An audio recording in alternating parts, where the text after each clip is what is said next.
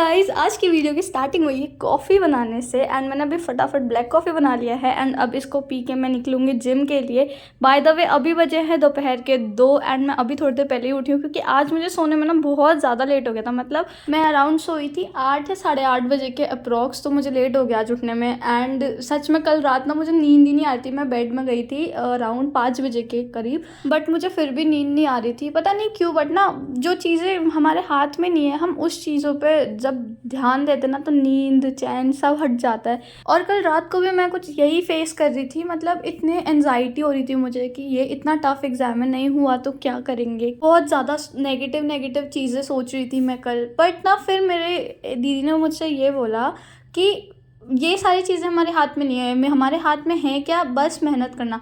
अगर हम अभी से यही सब सोचने लग जाएंगे तो ये जो फेज़ में हमें मेहनत करना है, अपना 100% देना है, उसमें शायद हम कहीं ना कहीं पीछे रह जाएंगे और अपना 100% नहीं दे पाएंगे। एटलीस्ट हमें इतना तो करना ही है कि ये नेगेटिविटी वगैरह जो है ये हमारे पढ़ाई में अफेक्ट ना कर पाए। तो 5:20 के अराउंड में जिम से वापस आ गई थी एंड रास्ते में गन्ने का जूस लिया। ये दरवाज़ा बंद करने में ना मेरी हालत ख़राब हो जाती है, मतलब आधी एक्सरसाइज तो यहीं हो जाती है मेरी। उसके बाद फिर फटाफट मैंने सोचा नहा लेते हैं, उसके बाद फिर किचन में काम करना है क्योंकि आज दीदी की हो रही है मीटिंग, तो दीदी तो बना नहीं पाएगी, तो मैं अब आज बनाती हूँ लौकी और उसके बाद फिर मैं पढ़ने बैठ जाऊँगी एंड फिर रात में लाइब्रेरी जाएंगी क्योंकि अभी मुझे लाइब्रेरी जाने का बिल्कुल भी मन नहीं कर रहा है।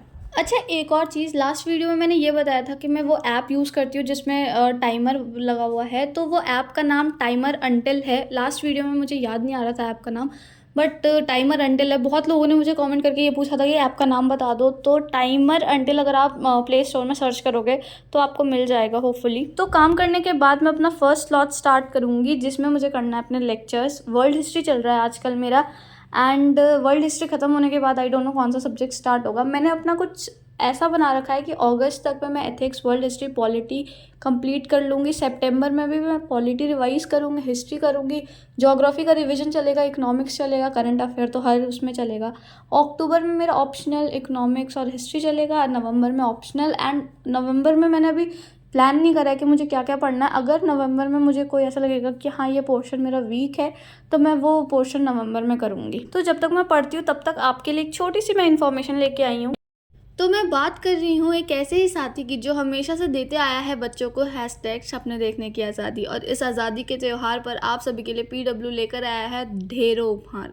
अभी इंडिपेंडेंस डे के मौके पर पीडब्ल्यू ओनली आईएएस के सभी बैचेस पर भारी डिस्काउंट मिल रहा है, तो जल्दी करें, आज़ादी के खास ऑफर का लाभ उठाएं और अपने करियर बेहतर बनाएं।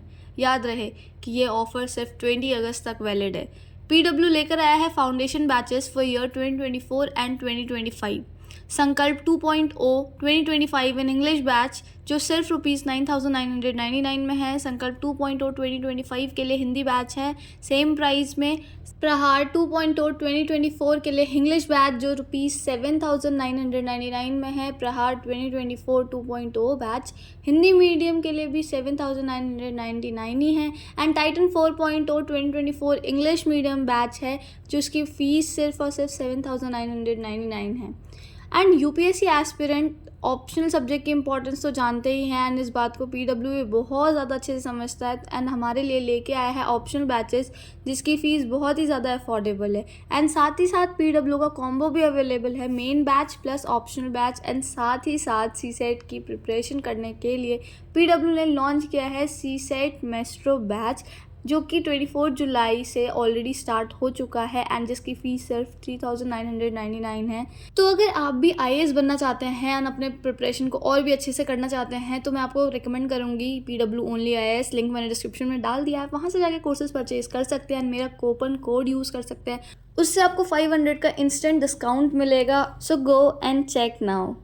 अपने क्लासेस को ख़त्म करने के बाद मैं और दीदी दोनों पार्क में आ गए थे एंड हम यहाँ पे ना 15-20 मिनट वॉक कर रहे थे। एंड ना यहाँ पे वॉक करते वक्त मेरे और दीदी के बीच में सिर्फ एक ही चीज़ डिस्कशन हो रहा था कि मुझे जो एनजाइटी हो रही थी या फिर मैं इतनी परेशान हो रही थी, नेगेटिव चीज़ें सोच रही थी, उन सब का सॉल्यूशन क्या होगा। तो एक तो चीज़ दीदी ने ये मुझे बोला कि तुम मेडिटेशन कर सकती हो, मेडिटेशन हेल्प करता है। तो हाँ, मैं मेडिटेशन करती हूँ बट मेरा एकदम रेगुलर नहीं हो पाता है मेडिटेशन, पता नहीं क्यों बट नहीं हो पाता है। तो मैं अब कोशिश करूँगी कि मैं रोज़ मेडिटेशन करूँ।